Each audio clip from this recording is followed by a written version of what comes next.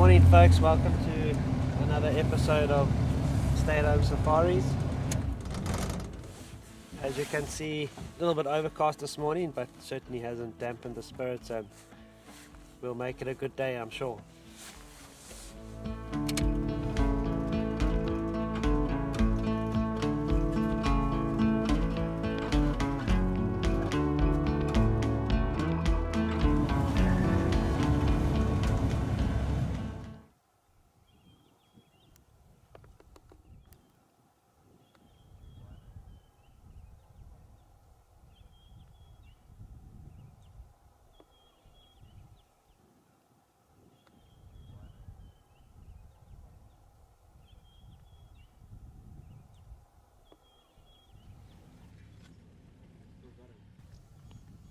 So I came across the cheetah on the mound there, and it seems like he was spooked by these two hyenas who have probably picked up his scent, and we've temporarily lost that cheetah.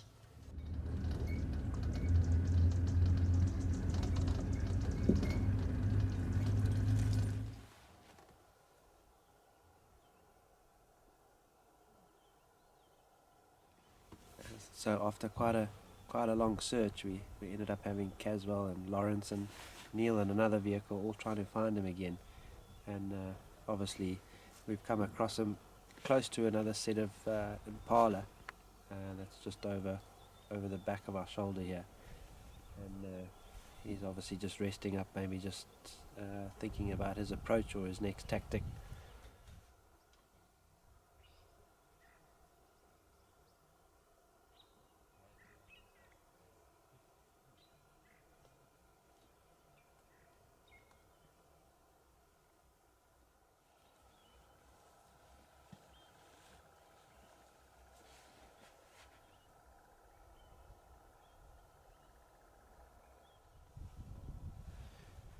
So we've been sat with him here for about 10, 15 minutes, and the fact he's starting to yawn, starting to groom, I'm sure you've seen and heard in a few of our other videos, often a sign that the cat's going to get up and start getting a bit active. So let's stick it out a bit longer, and like we said, there is some impala in the area. So let's be patient and hope we get a little bit of action.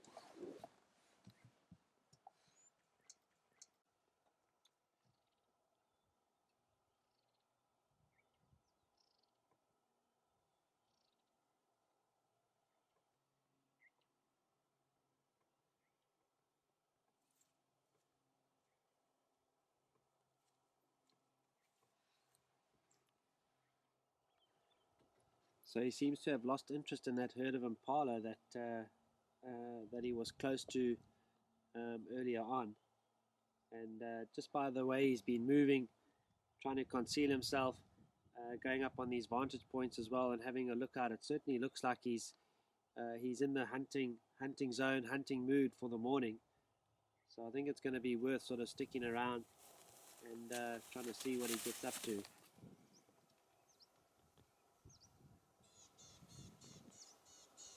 As you can see, certainly showing us his intentions. He's basically going from termite mound to termite mound, seeking out, looking for that perfect hunting opportunity.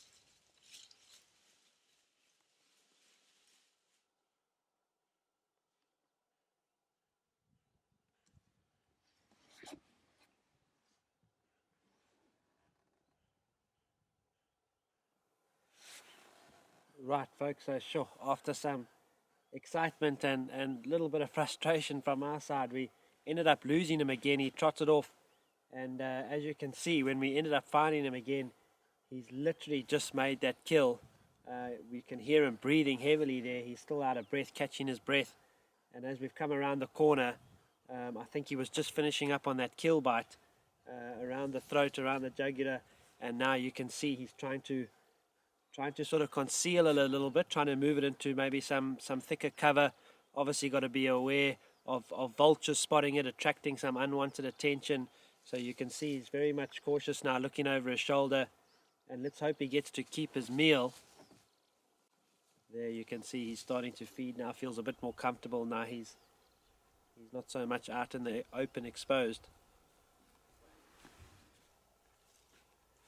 I don't know if you can see it in the shot there, but you can see the blood stain around the neck, around the kill bite, around the throat rather, and often starting to feed around the tail area there, and that's simply because it's softer, it's easier to break open, and certainly some nice chunks of meat around that part.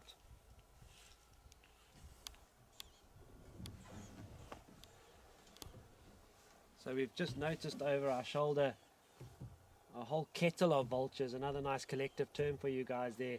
It's what you call a kettle of vultures, all swirling, all boiling around that area. So you can just see how much energy these cheetahs spend with actually making the chase, making the kill, obviously being one of the fastest animals out here. And that's exactly why you see them taking absolute care in picking the right moment. They simply can't spend the whole morning trying to hunt, trying to chase. It's just too much energy, it's just too much spent. So cheetahs are known to pick their moments and pick their chances well. They talk about a cheetah's kill rate being as high as 60-70% compared to some of your other predators like lions and leopards. They say their kill rate sits at about a 30% ratio.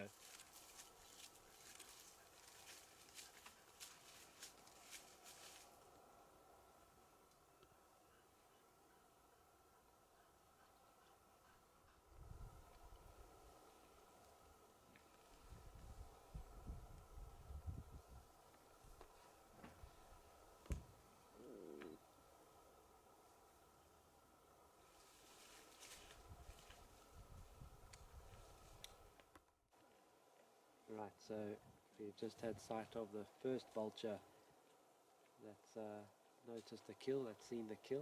So whiteback vultures just come in and perch there. And it's just going to be so interesting to see how quickly all these vultures just start appearing and putting pressure on this cheetah.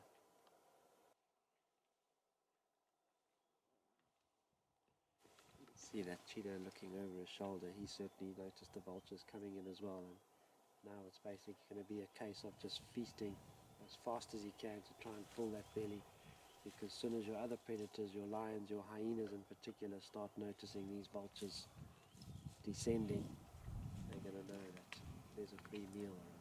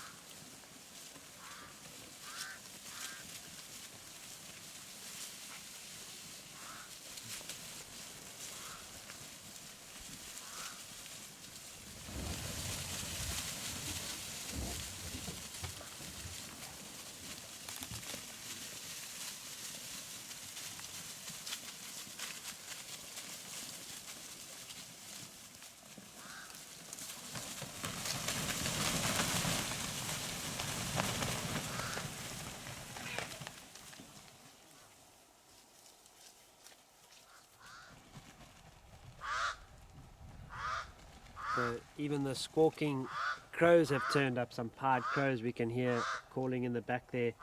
And just what a spectacular sight, how that whole story just unfolded in front of us. And I was just going to say, you can see how fast that cheetah eats, but I'm sure we can agree there's nothing that eats faster than a group of vultures like that. I mean, I don't know if Greg can just get on the carcass there. You can just see that carcass there. I mean, that's just literally a matter of minutes from when the cheetah walked away to when that first vulture landed on it. It's just amazing how quickly that gets torn apart, eaten, decimated. Folks, I'm sure you'll agree there, just a win-win from all sides. I mean, just incredible sighting of the cheetah.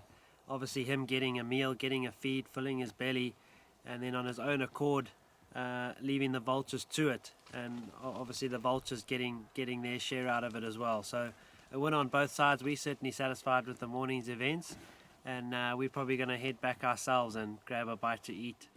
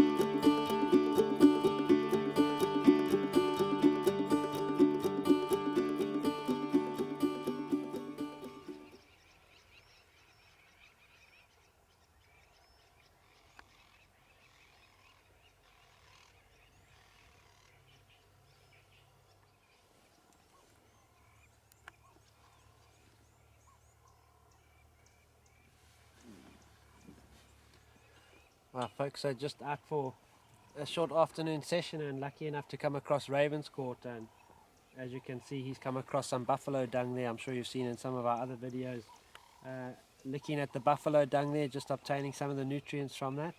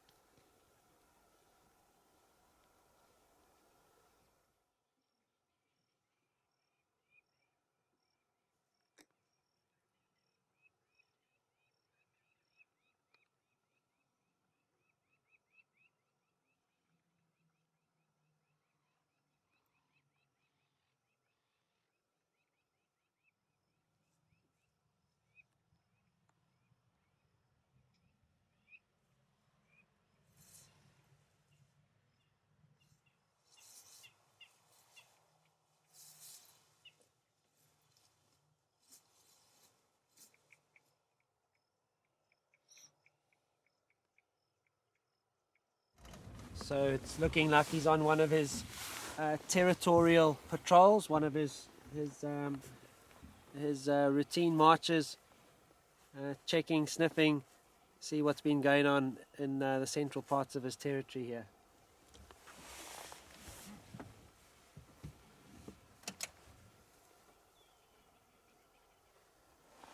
Clearly see the scent marking going on there.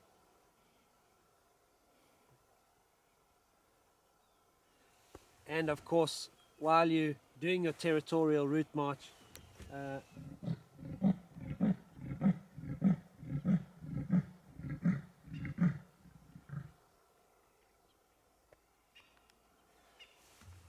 just about to say, while he's doing his territorial march and spraying, there's often a bit of vocalizing that goes with it, and there you go, right on cue.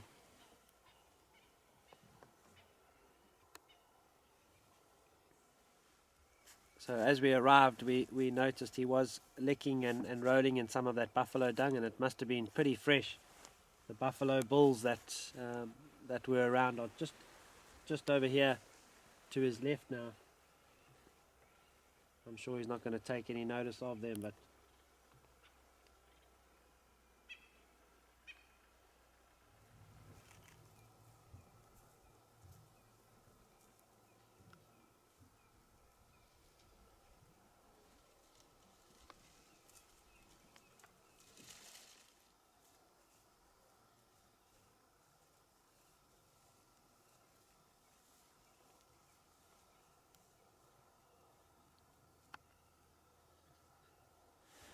perfect, folks. So a nice little afternoon bonus there. Great sighting with Ravenscourt, and unfortunately just a bit of a mission impossible going into that drainage line across through the thick stuff there. But great sighting, and of course the vocalizing certainly made it a special one.